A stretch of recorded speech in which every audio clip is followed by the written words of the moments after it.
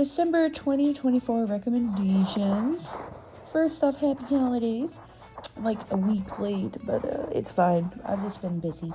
But these are December ones. This is probably the best holiday time I've ever had.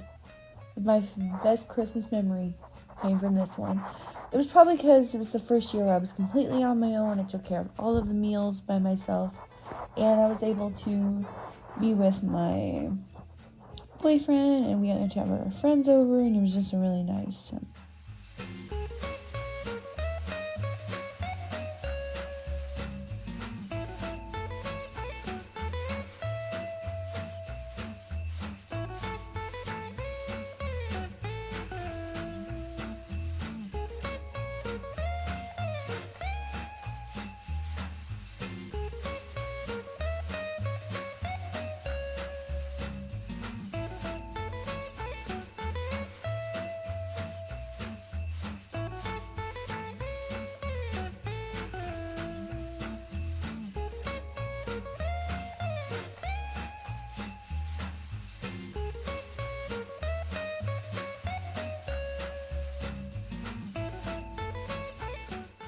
I'm kind of proud of myself. So for the yes section, our little secret. Two exes find out their new partners are actually siblings, and they are forced to reconnect. Very cute. A Merry Scottish Christmas. What happens when you go to Scotland and you find out you're actually part of a royal family? Apparently no problems whatsoever. By now, the shopping conspiracy. I love stuff like this. But, as someone who I do buy a lot of clothes. I mean, I guess maybe not. I think I buy a decent amount of clothes. But I'm going to use it until it's beyond repair. I still have socks from junior high. In Paris Season 4. I love this show so much. It's such a guilty pleasure because I know a lot of people don't like it. But I know. But it's just not like a lot happens, but it's great. And it's a really simple show. There's nothing too awful going on. It's just like a really happy watch. Christmas with a Kiss. A girl goes back to her hometown, and of course 2 men are fighting for her advances. Haul out the holly. A girl's family is literally everything bad that you see about Christmas. And the neighborhood watch or whatever needs to have the cops called on them for the breaking and the entering and then just being awful people. Hot Frosty. So, we all kind of watched this, and I feel like there was no way this plot was literally going to be this awful, but it's kind of in the best ways in my case. I don't know, the plot going this way with Frosty is very odd. I don't know. It had its moments. 1,000-Pound Best Friend. I actually watched Megan and Vanessa they had another show that I had previously watched. It's on another recommendations. They had a season where they had first started losing weight. I don't remember what that one was called, but I watched that one. So I was already a little familiar with Megan and Vanessa. And me and my boyfriend finished all 3 seasons, and we love it. It's great. Yeah, I can't stand half the people in the show. Megan's gotten on my last ass nerve. She used to be my favorite, and I can't stand her ass. And Vanessa's my favorite now. And Scott gets on my nerves too, but whatever. Meet Me Next Christmas. This is actually very much a cute, different Christmas movie. I liked it. Is It Cake Holiday? Me and my boyfriend love any kind of baking competition shows or cooking competitions. We just like that kind of thing.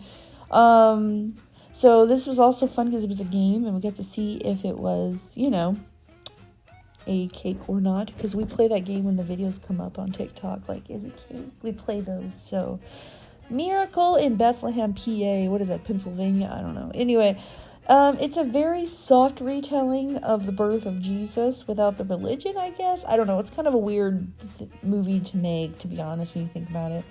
Silent Night. This was not what I thought it was.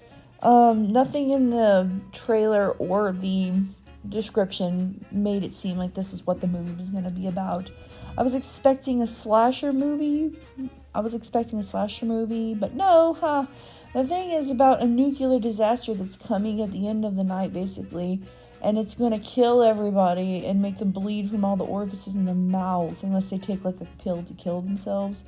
But you don't realize it for a while, so it's just really weird. Feast of like 7 fishes. So this movie insinuates that Italians like to eat a lot of fish on the holidays. I don't know if that's what Italians do. We eat a bunch of fish on Christmas, but that's what this movie says, so I don't know. I don't know if it comes off offensive or not, but you can watch the movie and decide. Cold case who killed JonBenét Ramsey. I love hearing about this case so much because I really hope it keeps getting attention so that it can get solved. Whitney. Another documentary on the Queen, Whitney Houston. This is probably the best one I've seen so far, honestly, documentary-wise. Worst roommate ever. Some of these people are straight awful, but some of them, like, they did it to themselves. Like, the victims did it to themselves. Like, it was really obvious they were stupid. This Christmas, pretty cute animation. It's kids having to figure out how to make their Christmas happen and make their Christmas magical without their parents, because their parents are, like, stuck on a cliff or something. Surveillance? I don't know. So Megan Fox stars as a servant bot, and she falls in love with her master, I guess, or gets obsessed with him. It's kind of hard to distinguish. Starts turning evil. Actually had a scene at the very end where she fucking crawls all over, like, the road, and it actually was creepy. I didn't like that. Mary, the story of Mary, the mother of Jesus, and it's beautifully told. I cried a few times. Visually lovely as well. Christmas through the decades. A look at how much Christmas has changed through the years. Very, very cool. Fall into Winter. It's about a candy shop owner and a businessman slightly falling in love, but I don't think it was earned. I really don't. It was very forced. It was very not realistic. Okay. American Conspiracy, The Octopus Murders. This is a pretty complex thing. It's really cool, but you can watch it, but you need to just watch the documentary because it's got too much going on. Beastars Season 3. I was so excited to see a new season of this was coming out, and I didn't even know about it. I haven't been keeping up with, like, anime news and such. I just see if a season comes up, I'm like, oh, yay! So, I didn't even know this was happening, so finding out that it was pretty good. And it was also my boyfriend's first, like, introduction to Beastars, because he was just watching it, like, with me. He had questions. I feel like it's a show you have to kind of explain to people, but if you get past, like, the, like, awkwardness of Beastars, it's a really, really good show, and I can't wait for part 2. A Nonsense Christmas with Sabrina Carpenter. Me and my boyfriend, I know I'm talking a lot about my boyfriend, but we have a lot in common. So, we love Sabrina Carpenter. That's basically our girlfriend, and this special was so good. Literally made our whole evening. We planned a whole evening around this special releasing on Netflix. So, yes. Carry On, a story about a dude trying to bring a bioweapon into a plane to set an example for bullcrap actions, I'm assuming. But great movie, good writing, amazing. Society of the Snow, the true story about a group of people getting stuck on a mountain and having to be forced into cannibalism to survive. A bit more Christmas. Went back in time onto one of the sets of her favorite Christmas movies. And, like, she falls in love with the main lead and everything, and it's kind of cool. I thought it was really, cool idea. Like, it was a really cool idea. Inside Out 2. Dude, just like in the first one, I cried. The universe is so cool and creative. The animation is so pretty and incredible. I can't wait for number 3. The team behind the Inside Out movies, they're like really, this is a really nice movie. It's nice. Dream Productions, a story all about things in our mind and that produce dreams and why. And it's inside of the Inside Out universe, and I thought it was really cool to see, like, it's how, like, dreams are made. And I don't know, I think it's cool, because dreams never make any sense, so that's pretty cool. The Boy and the Octopus. It's kind of got the vibes of The Little Mermaid, but it's got an octopus. It's a cute little thing. The Santa Con. A man fresh out of jail becomes a mall Santa for, his probation. He's a small Santa. He promises a kid that his parents will get back together for Christmas. Obviously, he can't make it happen. So, he tries to, like, infiltrate their life and make it happen, but the dad is actually also really, really awful. So, interesting. I'll Be Home for Christmas. I don't know why this movie gets a lot of hate. I hear this movie gets a lot of hate. But I love this so much. It's so cute. Maybe it's just because it's nostalgic 90s Christmas, and 90s Christmas is so good. But I think it's a cute movie. I don't know. I don't understand the hate. Beauty and the Beast and Enchanted Christmas. A sequel of Beauty and the Beast / extra scene. It's not really a part 2. I remember watching it when I was little, and I hadn't watched it since. But I think it's really good. It's a straight DVD movie, and it's actually one of the good ones. And the animation's really good. Santa's Workshop. It's just old school animation by Disney about Christmas. But I love that old animation. It's so pretty. Ernest Saves Christmas. I grew up watching Ernest, and I love this movie so much. It's so cute. Almost Christmas. A family have their first Christmas without their grandma. Sweet feelings happen. My Gift, a Christmas special from Carrie Underwood. I love Carrie Underwood.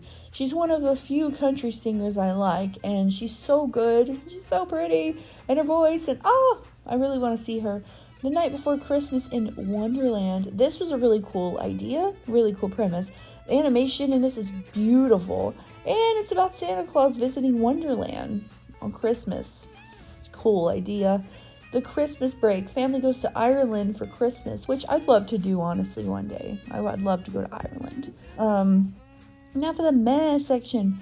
The Mean One. Basically the horror equivalent to the Grinch. It's basically the Grinch with a horror vibe, but they just can't say it because of copyright reasons, but that's what it is, and they make it really obvious too. The Merry Gentlemen. Christmas Strippers.